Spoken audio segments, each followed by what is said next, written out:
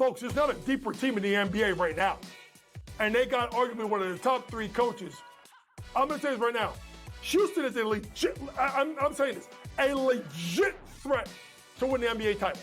I'm not saying it like because they're the second favorite odds. I'm saying like in a 7-game series, I think Ime Udoka can outcoach Mark Dagnall. And they got just as much depth. Betting above the rim, only on SportsGrid.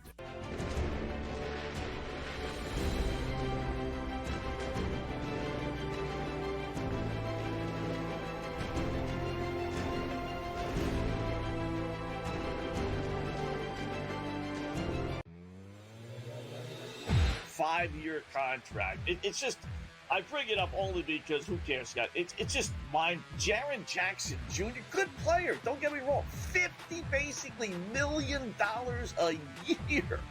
You know, we all bitch and complain about the Juan Soto deals and the Ohtani deals, and you get guys like Jaren Jackson making $50 million a year.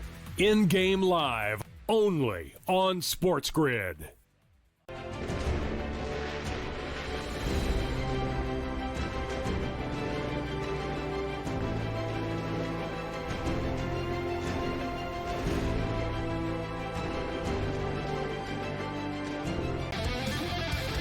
Tony Gwynn had 107 career at-bats against Greg Maddux.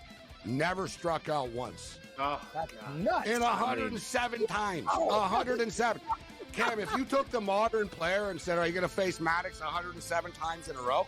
Like Vlad Guerrero Jr. and these guys, they'd strike out like 62 times type thing. Exactly. It'd be like 80 times. It'd be like whiffing. Sports Rage tonight, only on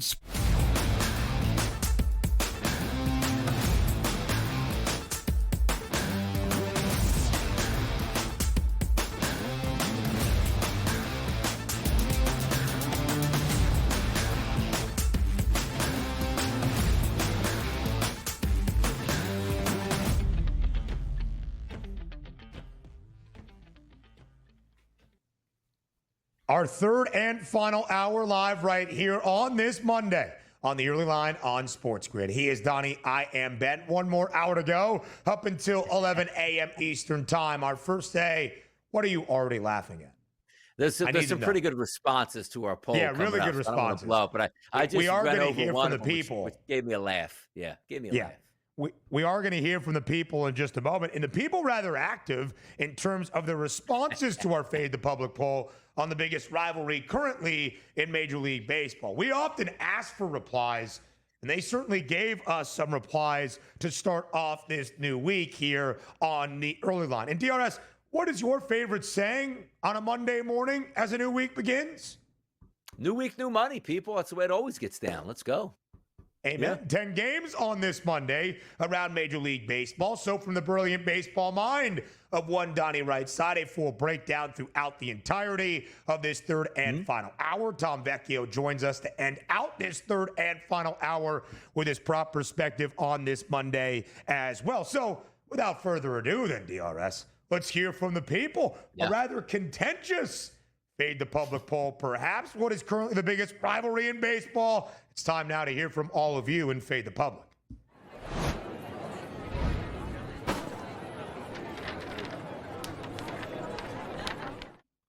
At SportsGrid on Twitter, again, currently needs to be taken into account. What is the currently biggest rivalry in baseball? Our 3 listed options: Subway Series, Mets, Yankees, the Southern California contest, Dodgers and Padres, or the inner city matchup of the Cubs and White Sox. Other also listed as an option. And DRS, we got a lot of other replies in there as well. Most of the public, around 35%, saying the battle of the Subway Series between our New York clubs in the Mets and the Yankees. And then we got some good ones in the replies. Let's start with your vote first, DRS, before we get to the others and some potentials that we missed. Which way did you vote in the Fade the Public poll? Yeah, I'm too lazy to put others, so I just like, let me just read the teams that are already there. So I put Mets and the Yankees when that's not really, Okay. I mean, it is a city rivalry. And, I remember being back in college in northern New Jersey, the Subway Series, where it was the Yankees and the Mets and the whole bat throwing from Mike Piazza and Roger Clemens. That was all great. And yes, there is a nice little fever pitch when these two play, but they're not technically rivals because they're in opposite, leagues at this point between the National League and the Mets and the American League with the Yankees. You take a look at the Padres and Dodgers. That's a good one. Cubs, White Sox, no shot. Like you talk about Padres, Dodgers is a good one, but more so the Dodgers and San Francisco Giants used to always be the big rivalry when I was growing up out there on the West Coast. Even if you go to that Midwest rivalry themselves, like the Chicago Cubs and the St. Louis Cardinals, absolutely hate each other. The Mets and the Phillies, they hate each other. The Phillies and the Braves, they hate each other. Like anybody going up against in the NL East, the Atlanta Braves and the New York Mets, there are rivalries built in there. But just from the list there, it's no surprise that the Mets Yankees, because that's what we watched this weekend. It's a fun series, two talented teams challenging maybe for first place in their own division, but it isn't overall. We did get some good responses back on some of the others here of what it was supposed to be. Yeah, NDRS, that is the really good stuff that we'll get to in just a moment. Again, I think when we think rivalry currently in Major League Baseball, it has to have a little bit of hatred behind it. The Red Sox and the Yankees do. It not only has some hatred, but of course it has to have some significance. I don't know if the Red Sox and the Yankees are still at that level, but of course it is the historic and traditional one that everybody believes in. The Mets and the Yankees do not like each other here in New York. I would hear either argument. I do believe the Cardinals and the Cubbies really hate each other.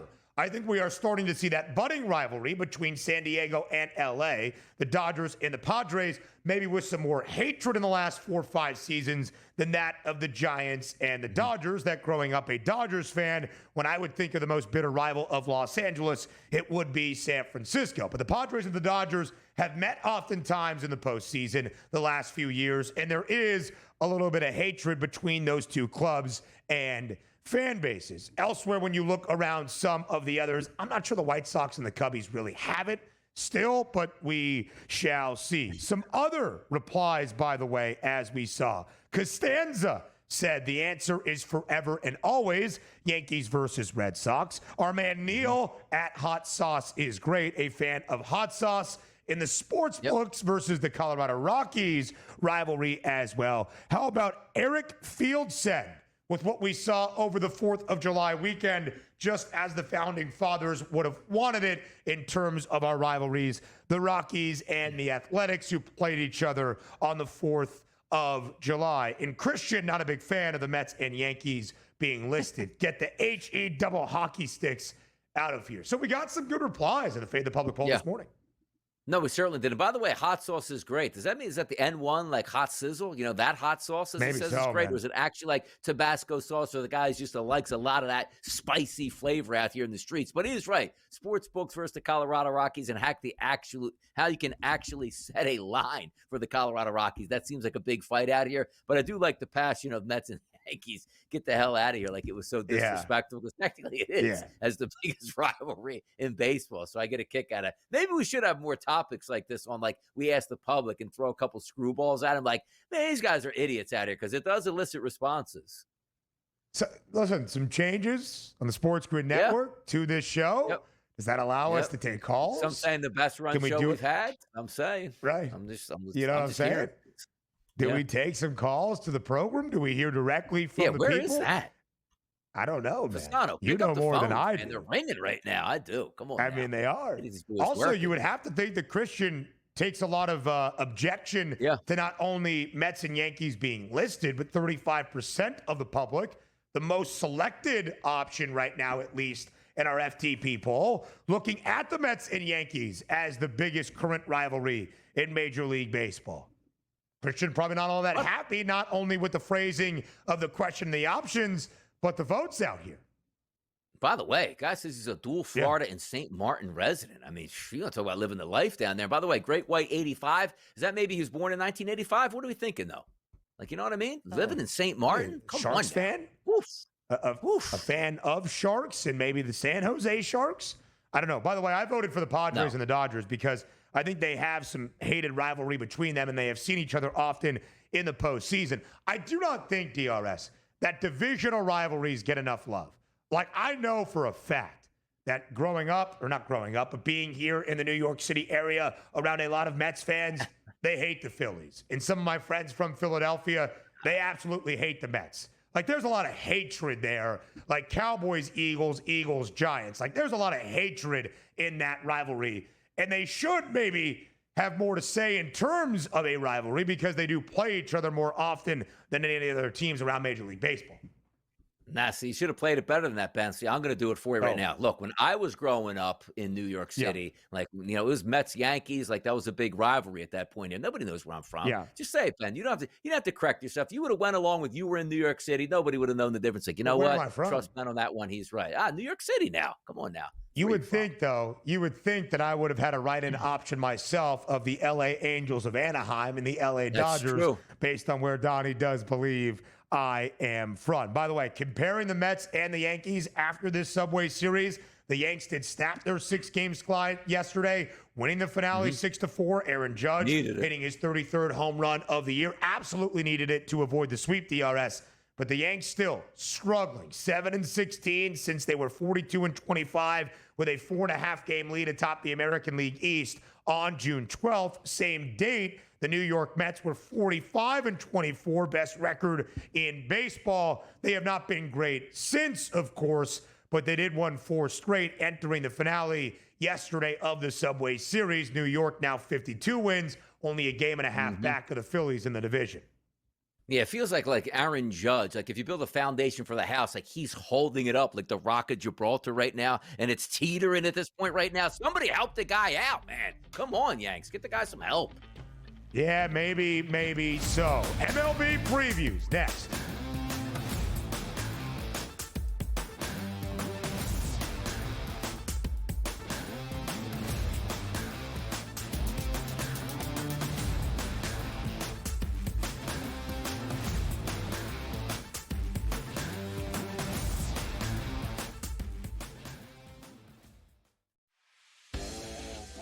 Let's get down to business with the particulars. The Pittsburgh Steelers will get Jalen Ramsey into their defensive backfield. They'll get Jonnu Smith. All this talk I'm hearing about they're going to trade T.J. Watt, that's not happening either.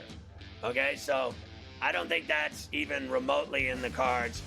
All this talk today, he's next. I don't believe that. I think they're going to give him a new deal. Pharrell Coast to Coast, only on SportsGrid.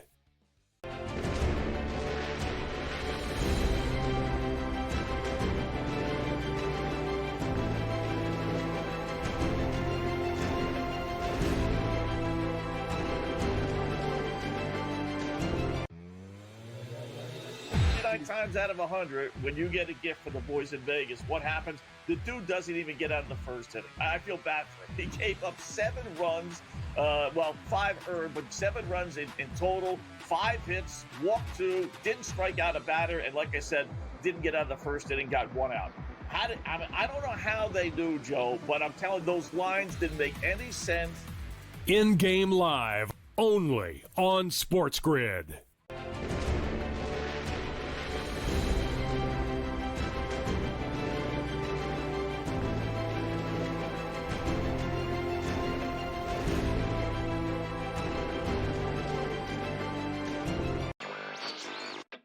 Lonzo Ball, I guess, Chicago, they've just, kind of had enough here.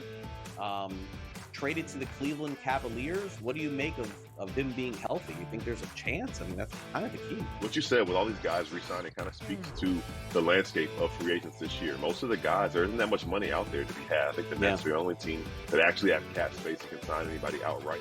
Newswire, only on SportsGrid.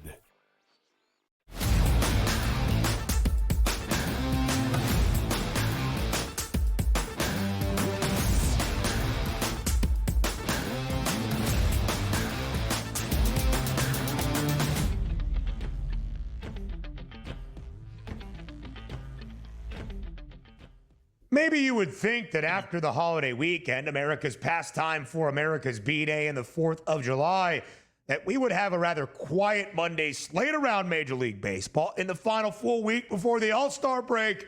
Think again, 10 games on this Monday. Again, not a full slate, but a pretty hefty one for a Monday around the bigs. DRS, we start in Cincinnati quickly with the Reds and the Marlins. Minus 136, that price on Cincy. Brady Singer gets the start at the Great American Ballpark for the Reds. 9.5 is that total. Of course, at this stage last week, the Marlins had won 8 straight games for the first time in 17 years. That came to a close. The Reds over the weekend lost their weekend set against the Philadelphia Phillies. Zach Wheeler yesterday, a 1-hit, 1-earned run, 12 strikeout, complete game win against Cincy. How does this week begin in Cincinnati for both the Reds and the Marlins? Get that junk in the trunk, Ben. How about that? Hey-o. Jansen Junk back on the line here. And by the way, his last 60 days, not too bad. If we look on the card today, 19 total pitchers over the last 60 days with at least 10 innings pitched. You know, number 2 today, it's Jansen Junk, a 75 xFIP minus, a 3.62 ERA, a 3.02 xFIP number here. So a plus pitcher on the mound going up against Cincinnati, who lost that series in Philadelphia. What do we like today? 77 degrees here in the Great American Ballpark. Slight wind blowing out to left field. That's great. A couple guys in the lineup here, TJ Friedel, Matt McClain, Ellie De La Cruz, Spencer Steer, as well as Christian Encarnacion Strand have had very positive experiences over the past month against right-handed pitchers. Now let's get to the other side of the bump here. You do have a decided advantage just based on the analytical numbers with Miami. Why? Brady Singer's on the mound, Ben. You take a look at him. 16th out of 19 pitchers on the card today over the past 60 days. Singer comes in with a 111 xFIP minus number, a 4.36 ERA, and a 4.51 xFIP number. Edwards, Sanchez, Lopez, as well as Stowers all have high weighted on base percentages here. The bats were coming alive for the Miami Marlins the past couple weeks. Yeah. Down a little bit over the weekend, but I do think there's a chance that they can bounce back in this environment today. So if you're taking a look at a favorite in Cincinnati, I'll take the slight dog in the Miami Marlins today. I got the better pitcher on the mound. I'll let it ride. The Fish DRS, again, they had won that 8-game win streak. They did lose the weekend at home against the Brewers, to your point. Just 10 total runs scored by the Fish in their 3 games this week against Milwaukee over this past weekend. They've still won 10 of the last 13. They're playing slightly better baseball, but still well below 500. 8 games below 500 to be exact at 40 and 48. All right, elsewhere around MLB, maybe one of the best games on this Monday night slate, DRS, in the Motor City, the Detroit Tigers and the Tampa Bay Rays. Tampa, a road favorite in Motown, now at minus 120. Total has dropped ever so slightly to 8.5 as well. You might be thinking to yourself, why are the Tigers, with a 57-35 record, the best in Major League Baseball, a home underdog against the Rays on this Monday night? As I see it right now, where the odds are listed, no starter name for A.J. Hinch and Detroit. Are you seeing a starter for the Tigers, DRS? And if so, who is it? Yeah, let me see here, because I have one list. Let me see. Yep, okay. Looks like we probably have a confirmed star that's going to come in as Kaiser Montero. Not a great pitcher. So Shane Baz on the mound, the much better pitcher in form. You look at his last 30 days, a 115 ISO, a weighted on base percentage of 261 against. If you look at his last 60 days to get a better broad picture here, we take a look at Baz. 6 on the card today out of 19 pitchers with a 93 xFIP minus number, which again, the baseline is 100. Below that number, very good for a pitcher. Above that, not so good for a pitcher. He's below it. A 4.33 ERA, which is slightly elevated, but a 3.79 xFIP number to balance that out. 77-degree temperatures, love that. Wind blowing out to left field, 7-8 miles an hour, love that as well. You take a look at the lineup. You like that for Detroit, but I do think you have the better pitcher once again on the mound for Tampa, because if we flip it over to Montero, his last 30 days, how about a 306 ISO power number against with a weighted on base percentage of 355? He is getting smashed by left-handed bats. And there's a couple decent ones in the lineup here for the Tampa Bay Rays. But Montero, if we look at his xFIP numbers, a 114, which is above average. You don't like that. A 4 ERA, which is okay, but a 4.64 xFIP number. You look at the lineup tonight, just against right-handed pitchers as they hit against, Taylor Walls and Jose Caballero have below numbers, but 7+ batters in the past month against right-handed pitching. I think the Tampa Bay Rays are the better side tonight, and that's the way I would lean, even if they are slight favorites on the road. Yeah, the Rays, DRS, also now alive in that American League East conversation. They are also trailing the Blue Jays by 3 games, right alongside the Yanks. Tampa playing a lot better baseball, 30-28 at the end of May. They started off June 17-8. They have dropped 5 of their last 7 now, of course, into the month of July early. The Tigers, the best record in MLB, as we have seen. They swept the Guardians, their divisional foes, over the weekend. Cleveland has dropped 10 in a row. We talked about some of those divisional leads. The Blue Jays now have opened up that 3-game advantage in the AL East. Nobody a bigger lead in a division than that of the Tigers at 57 and 34, 13 and a half games in front of the Minnesota Twins, who have the second best record in the AL Central and yet are 4 games sub 500. All right, DRS, let's go to the other side, back to the National League and a midweek set, starting in Milwaukee between the Brewers and the Dodgers. LA swept this weekend at home by Houston. How do they bounce back against the Brewers in Milwaukee? They're a slight road favorite today as Yoshi Yamamoto gets the start for LA, named an all-star yesterday. Total at 7.5. Can the Dodgers find their footing once again, now away from Los Angeles? Yeah, I don't think we get to 8 runs today, so I do like the under 7.5. You take a look at Yamamoto's past 2 months here, a 75 xFIP minus, which is wonderful there, a 2.51 ERA and a 3.03 xFIP number, which is fantastic to see. Freddie Peralta, not too bad on the opposite side. He's 8th on the card at a 19, but a 99 xFIP minus, which is right around average, a 2.91 ERA and a 4.02 xFIP number. You look at both of these lineups entering in, it's like, you know what? The better lineup against right-handed pitching actually looks like it's going to be the Milwaukee Brewers. Having said that, though, it's still the Brewers. You take it with a grain of salt. You look at the temperatures, not that much. Like the roof will probably be open in Milwaukee, which should help. But I look at that heavy price for the Dodgers. I think they win this game, but I don't want to bet that way. I'm more likely to see about a 4-2, 4-1, 4-3 type final stays under the 7.5 here tonight in Milwaukee. 7.5 is that total, DRS. Yeah. The over has the slight bit of juice at minus 120. Again, the Dodgers, a road favorite. They were swept at home this weekend by the Houston Astros. Still the second best record, though, in all of Major League Baseball. Plenty more on TEL next.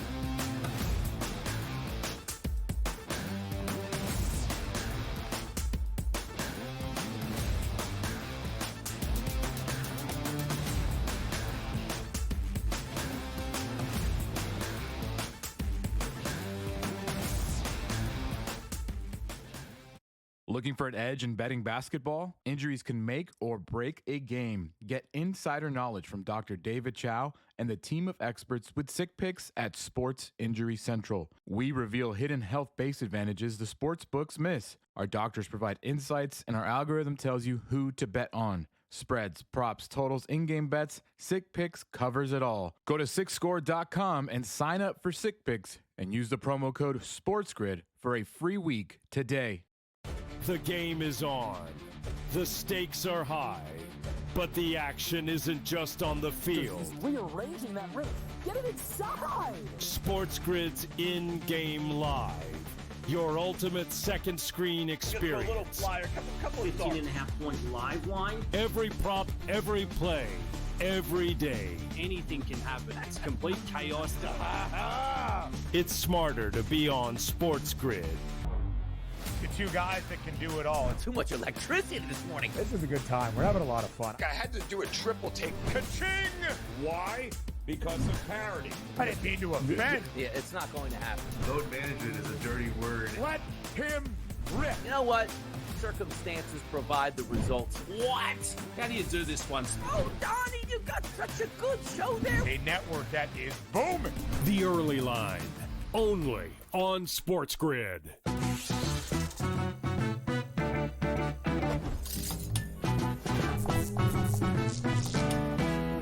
First time on a casino floor and feeling a little overwhelmed? Well, here's a tip. Lots of machines have a free demo mode you can try for practice. So give those slots a spin in practice mode before you start putting down some real cash. Now, go get lucky. See you in Las Vegas. Let's get lucky.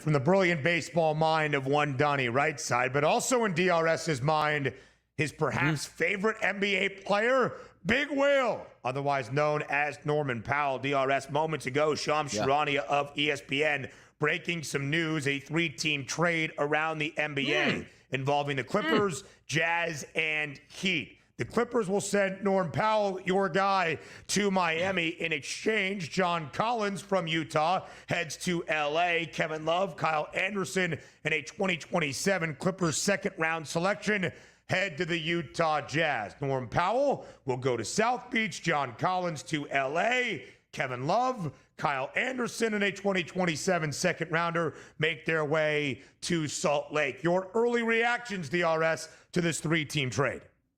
A lot like everybody else, like you're just reacting to it right away. I know we have Brian Fonseca on quite a bit here, and he's reacting right away to that move. And it's like, hey, the Heat just stole, Big Will for us here, which is Norman Powell, which I agree with.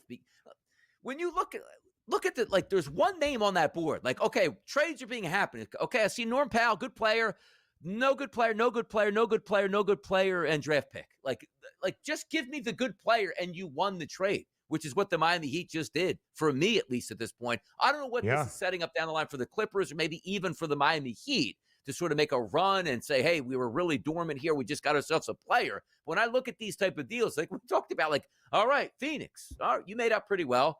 All right, Houston, you made out pretty well. And the rest just got bums and cash. It's like, just give me the name players and you've won that trade. Looks like Miami, to me, first inclination, they won the trade.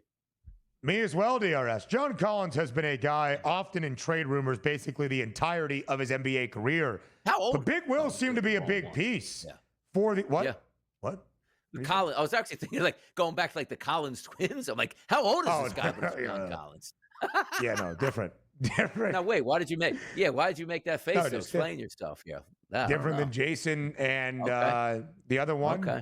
I can't think of right now, but we'll come back to it in just a second. Norm Powell, DRS, in his first couple of years in LA, sixth man of the year in consideration as a finalist. Last year wasn't really a sixth man, inserted into the starting lineup for Ty Lue out there in Los Angeles. Started all the 60 games that he played last season, career best.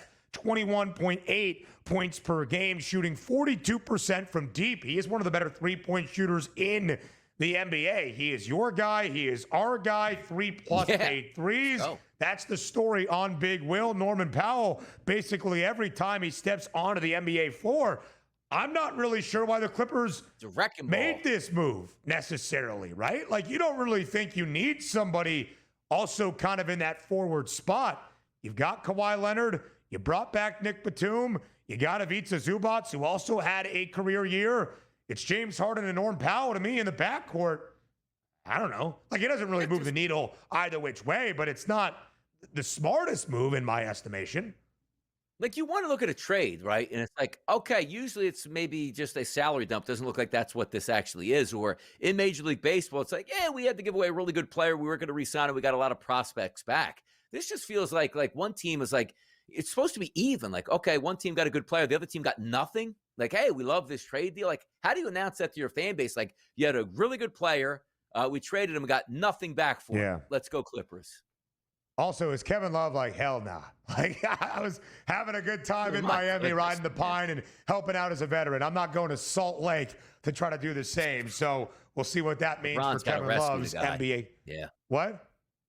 LeBron's got to rescue him, bring him out to LA for sure. Or something. I mean, come on. That sounds kind of like a perfect recipe right there. All right, DRS, back to Major League Baseball, where the hottest team in the bigs currently is the Blue Jays. They have won 8 consecutive games, and frankly, it should easily be 9 straight today when you go to Chicago and are a favorite, but I would maybe expect Toronto to be a larger favorite than just that, and now it's minus 168, total 8.5 on the south side. Will Toronto make it 9 consecutive wins over the White Sox tonight? They will. Just take a look at Sean Burke here. 18th out of 19 pitchers last 60 days, a 121 xFIP minus a 4 ERA and a 4.94 xFIP number. But also, just Burke's not a great pitcher. He does decent, at least over the last 30 days against lefties. Righties really have an advantage on him. He's only striking out righties 15% of the time here and by the way, on the season, which is crazy. But look at the lineup. Outside of Bo Bichette, Ernie Clement, and Joey Loperfido, 6 of those guys, sky-high ISOs and weighted on base percentage. And the best thing, Ben, they don't strike out against right-handed pitching. Ball's in play, 77 degrees. Let's get after it. Toronto comes away with a victory. They're going to continue that hot streak here. Looking for 9 consecutive wins and to extend the lead in the American League East. More around MLB next.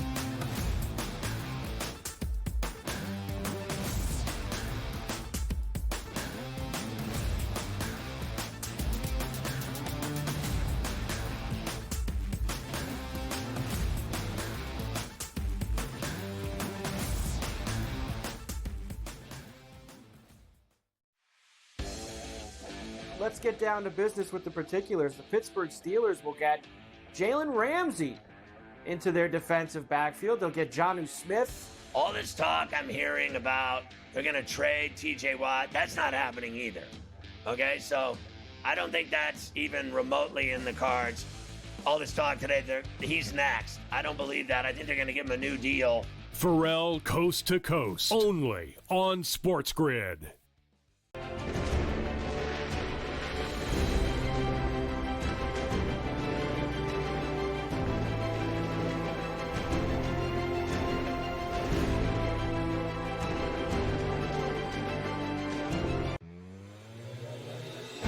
Times out of 100, when you get a gift for the boys in Vegas, what happens? The dude doesn't even get out of the first inning. I feel bad for him. He gave up 7 runs, 5 earned, but 7 runs in total, 5 hits, walked 2, didn't strike out a batter, and like I said, didn't get out of the first inning, got 1 out. I don't know how they do, Joe, but I'm telling you, those lines didn't make any sense. In-game live, only on SportsGrid.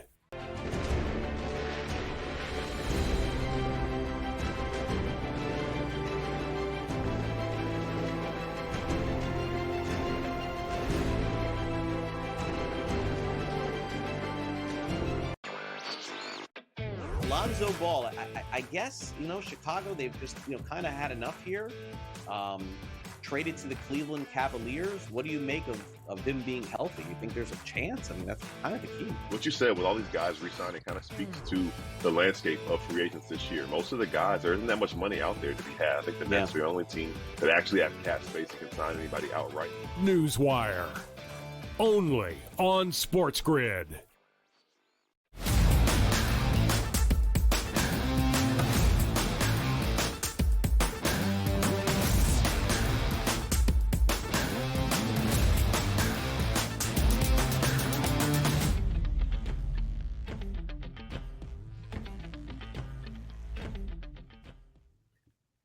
Live right here on the early line, going all around Major League Baseball. 10-game slate on this Monday from the brilliant baseball mind of one DRS, even explaining what some of the advanced analytics mean to the crew here on TEL on this Monday, like XFIP. What exactly is that? DRS continues to break it all down. The Blue Jays have won 8 straight. They look to make it 9 in a row against the White Sox opening day starter, by the way, in Sean Burke. -168 is that number. Let's head out to Southern California, DRS, in a divisional duel between Yu Darvish and the Padres and Zach Gallen and the Diamondbacks. Over-under stands at 8 now tonight at Petco Park in San Diego. NL West divisional duels.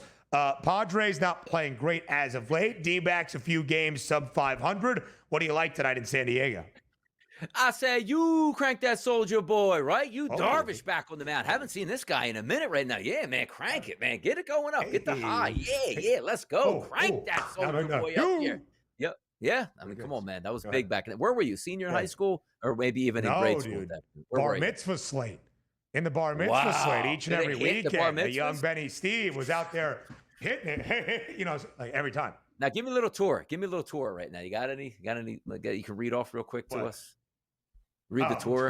You got it. You got it. Yeah. You were saying, give me a tour of our new updated studios. You want me to walk around? And here we have that. No, I don't. Good. I don't have that in the. I had to memorize my Torah portion, but I had to rent the rabbi. Yeah, nothing much to it. There you go. Let's see what Darvish has on the mound tonight. By the way, Woodruff came back to Major League Baseball after an extended period of time. Perfect segue over here. Yeah, smooth transition over. Maybe he has that same type of effort tonight from Mr. Darvish. But by the way, the Diamondbacks have hit right-handed pitching. Well, they've hit a lot of things well this season so far. Disappointing in the standings, but usually not at the plate. Corbin Carroll trying to work his way back from that extended period on the IL himself. It's hard to bet on Yu Darvish because I don't know what I'm getting back. But here's the problem. Right. It's like, all right, you're on the road. Wow, Zach Allen's on there. You can trust Zach Allen more than Yu Darvish. I don't know. Can you? You take a look at his last 60 days, a 104 exit minus, which is average, an ERA above 5, which is very unlike Zach Allen, and a 4.21 xFIP number. If I look at both of these and say, all right, I don't know how long Yu Darvish is going to go in this game.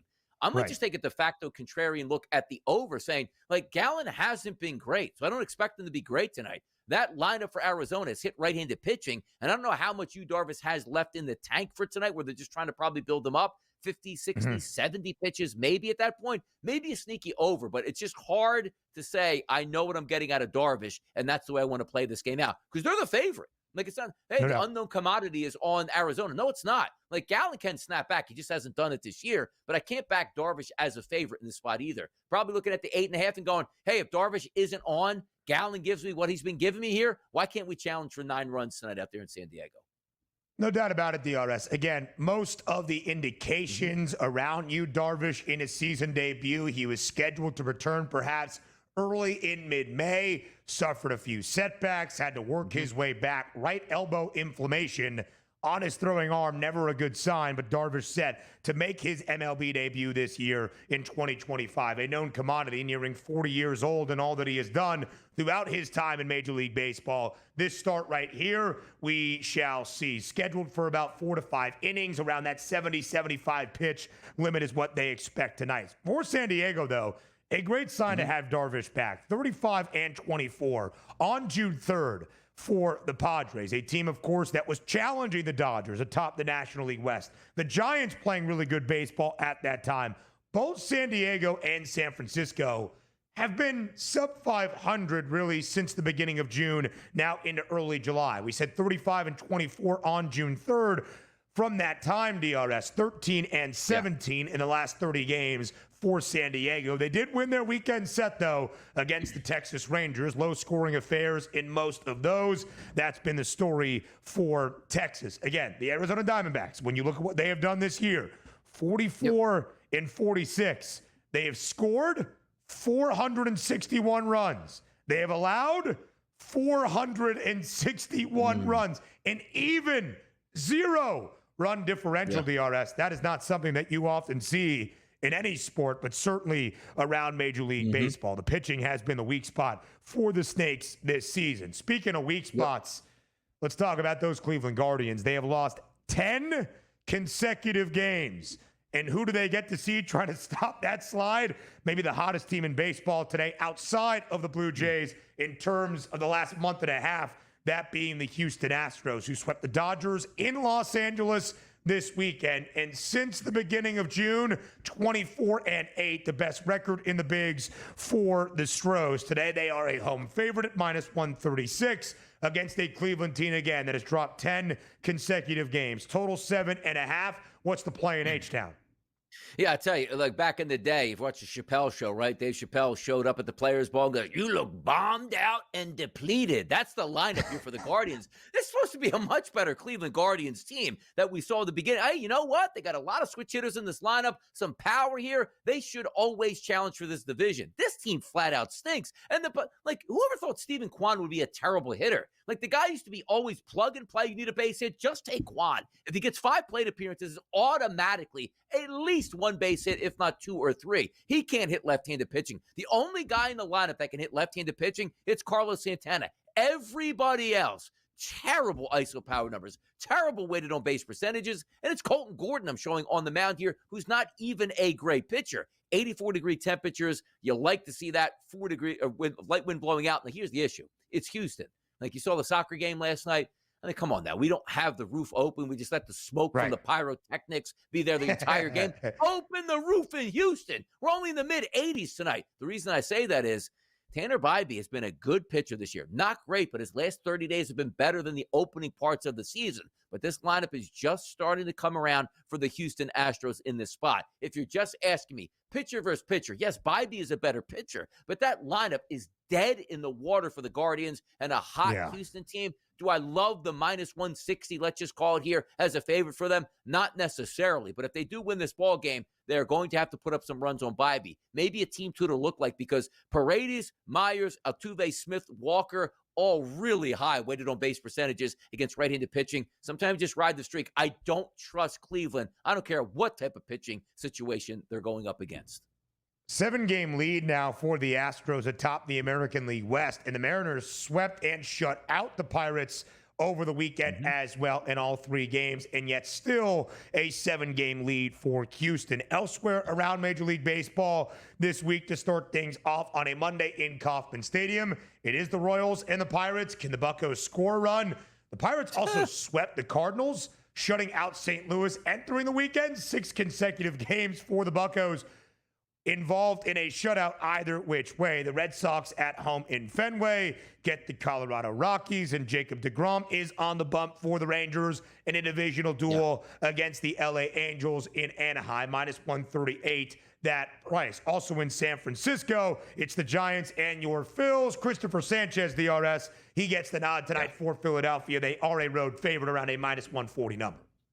Yeah, you just take a look at the Phillies tonight with Sanchez on the mound going up against Landon Ralph. Sanchez out of 19 pitchers today on the card, Ben. He's number 1 overall with an xFIP minus of 72, an ERA of 2.68, and an xFIP of 2.91. It seems like every single day the Phillies throw out the best pitcher on the card outside of like a Skeens and a Skubal. It's incredible here. They just win by that. They should continue their winning ways, and again, in a lower scoring affair because it's San Francisco, it's colder temperatures, Bryce Harper's ice cold, 3 to 4 runs by the Phillies make some sense in a victory tonight for me.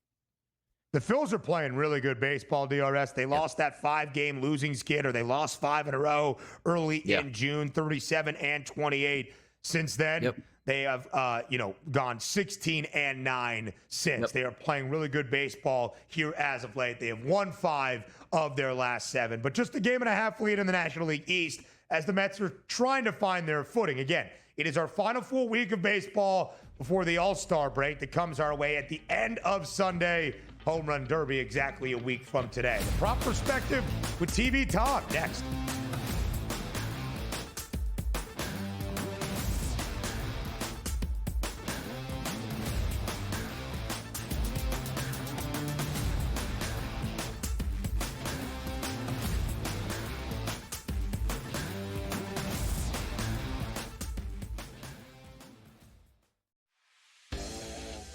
Let's get down to business with the particulars. The Pittsburgh Steelers will get Jalen Ramsey into their defensive backfield. They'll get Jonnu Smith. All this talk I'm hearing about they're going to trade TJ Watt, that's not happening either.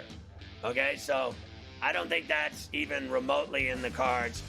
All this talk today, he's next. I don't believe that. I think they're going to give him a new deal.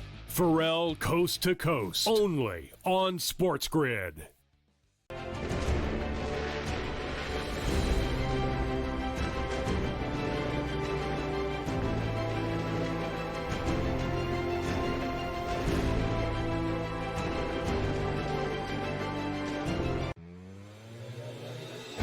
Times out of 100, when you get a gift from the boys in Vegas, what happens? The dude doesn't even get out of the first inning. I feel bad for him. He gave up 7 runs, 5 earned, but 7 runs in total, 5 hits, walked 2, didn't strike out a batter, and like I said, didn't get out of the first inning, got 1 out.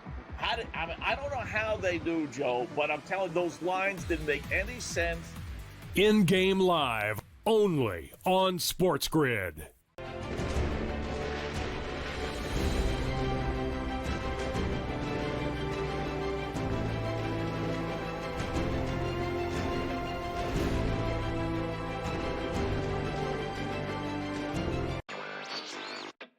Lonzo Ball, I guess, Chicago, they've just, kind of had enough here. Traded to the Cleveland Cavaliers. What do you make of him being healthy? You think there's a chance? I mean, that's kind of the key. What you said with all these guys re-signing kind of speaks to the landscape of free agents this year. Most of the guys, there isn't that much money out there to be had. I think the Nets are the only team that actually have cap space and can sign anybody outright. Newswire, only on SportsGrid.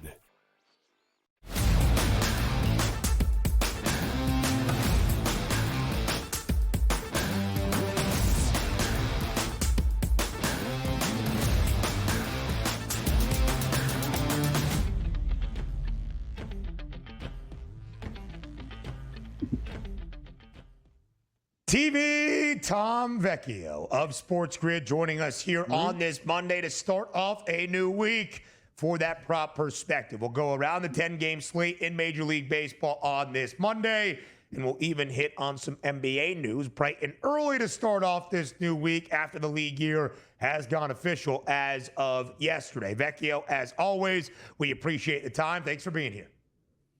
Thanks for having me. We are officially in the dog days of summer. We're going to keep things rolling with MLB for now. Before you know it, we have a football game this month at the end of the month, which is great to see.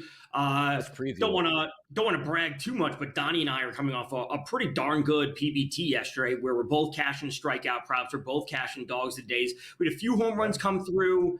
I think we're rolling right now.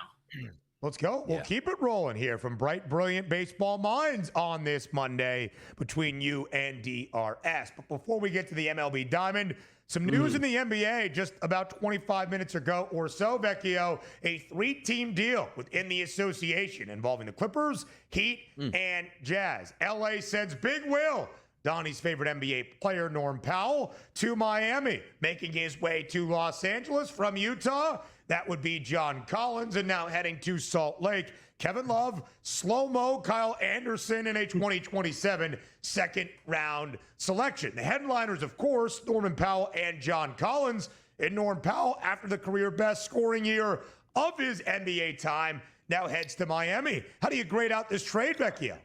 I think it really comes down to the Clippers and what they did. They just signed Drew Eubanks, I believe, to back up Zubats, and now adding some more size is something that they always can benefit from. Now, could we look at Miami and say, like, okay, the East is quote-unquote wide open, but the Heat aren't really a team that I expect to compete. However, this does present a good usage opportunity for Norm Powell, and if he can continue that hot shooting, realistically, it should just be hero Norm Powell, bam, as the 1, 2, 3 when it comes to usage. So I don't expect the Miami Heat to make any big noise this season, essentially, but Norman Powell can have an awesome shooting season, and that provides a lot of value. So it's a win from him individually, but I think it's a win from the Clippers as a team perspective. There you go. A little NBA talk as we hit the dog days of summer. If Tom says, look, there's going to be a lot more moves, a lot more transactions over the next couple weeks here as we're watching Summer League action as well. But let's get back to the boys of summer, Tom Vecchio. I want to ask you one question here. What are the chances that the Pittsburgh Pirates score a run tonight? What do you think? I would say it's a non-zero chance. Like there's a theoretical chance that they do score a run. Will it actually happen? I'm going to say yes, just because it's baseball. They've been on the wrong side of variance. However many games in a row, they'll be on the right side tonight.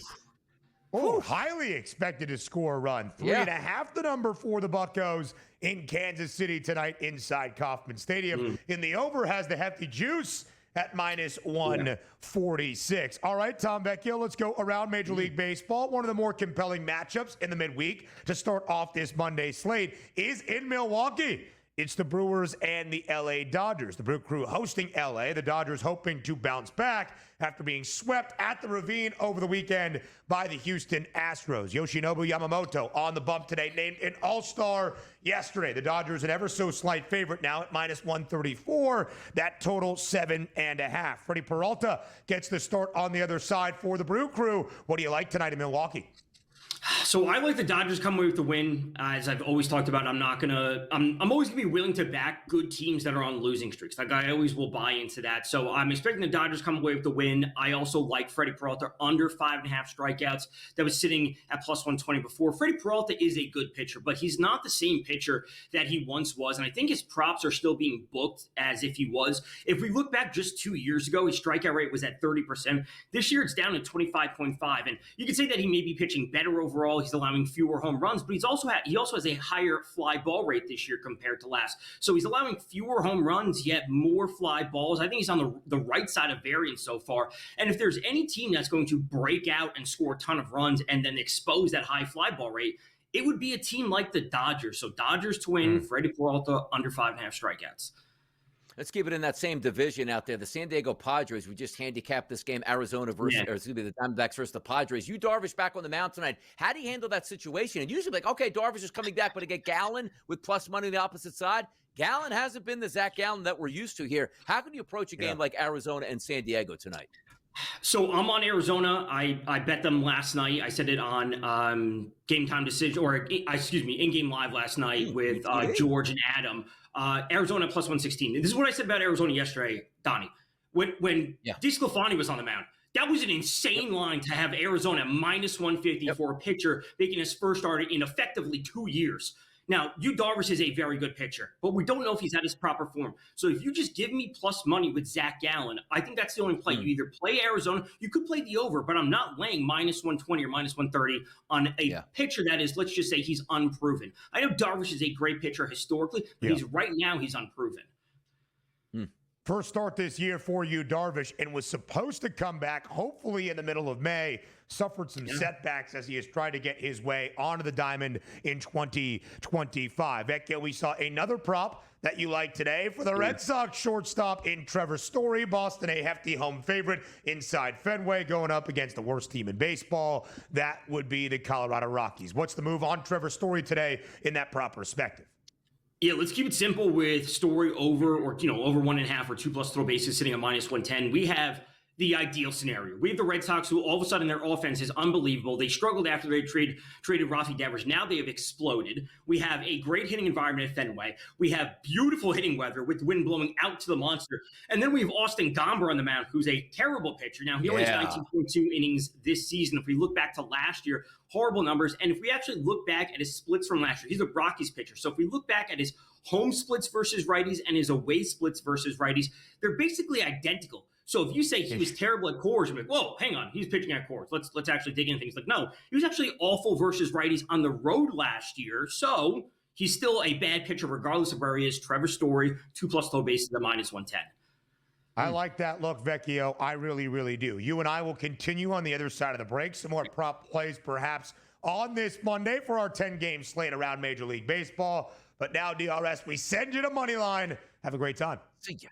Woo, yeah, can't wait. Let's go. Come on now. Open up the phone line. A lot of calls about the best phone rivalry. Lines. Ring, ring, ring. Best rivalry in Major League Baseball. In.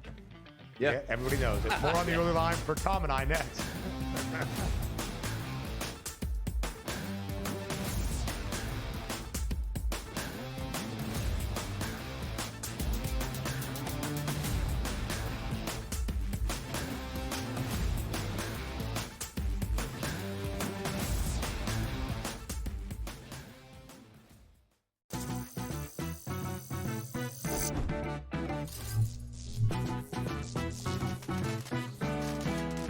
New to social casinos? You're in for a treat.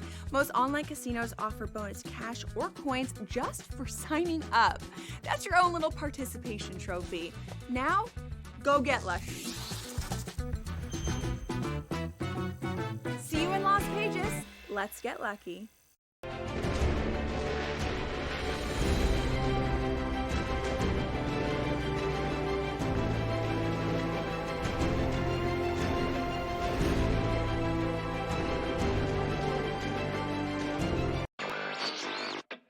Kalshi has been around since 2018, offering these event contract trading prediction markets where you can wager on things like the weather, whether or not Dave Portnoy is going to give a 9.0 on his next pizza review spot, and then the election, which is where they really made headlines.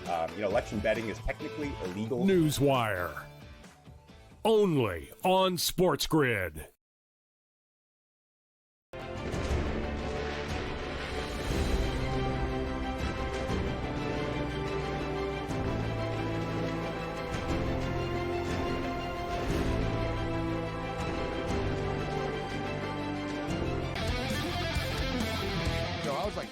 I was betting on the games and stuff, and I didn't always take the Expos. And there was a game once the Expos came back from like a 9-2 deficit in like the 9th inning. And on the post-game show, I got like 3,000 calls. The phone was blowing up. Morency, that was the greatest game in the last 10 years of the Expos. Awesome stuff. Hey, what do you think? I'm like, what I think? The Cubs suck. Sports Rage tonight. Only on SportsGrid.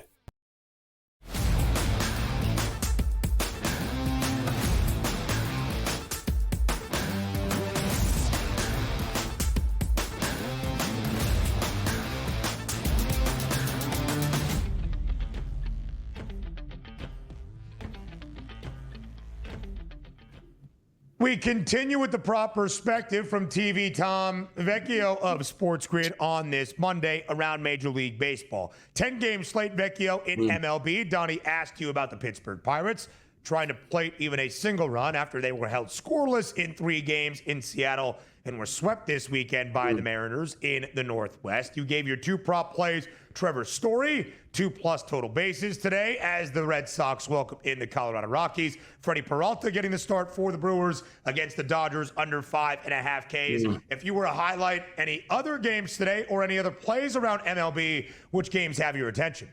So let's turn to the Tigers Rays. And as I'm seeing as of now, the Tigers don't have a starting pitcher announced. It's probably going to be a bullpen game for them. But listen, we're dealing with the best team in baseball. And I'm going to, they're better than the Dodgers, at least right now. You give me plus money on a team like the Tigers, I think they'll come through. And I think it's just a good bet to make. You give me plus money anytime. And again, it's not going to be Scooball who's there yesterday. It's not going to be Jack Flaherty. We know that it's going to be some type of bullpen game for them. But, we saw them come through yesterday late versus Cleveland, where they were tied and they didn't score any runs up until the 9th inning, 10th inning. All of a sudden they explode. That's the type of offense that they have. And the Rays, they've been really good, but they've also been really good at home. And they're on a rough road trip right now because they're not playing a whole lot of home games. So you give me the Tigers at plus money, I'll simply just take it.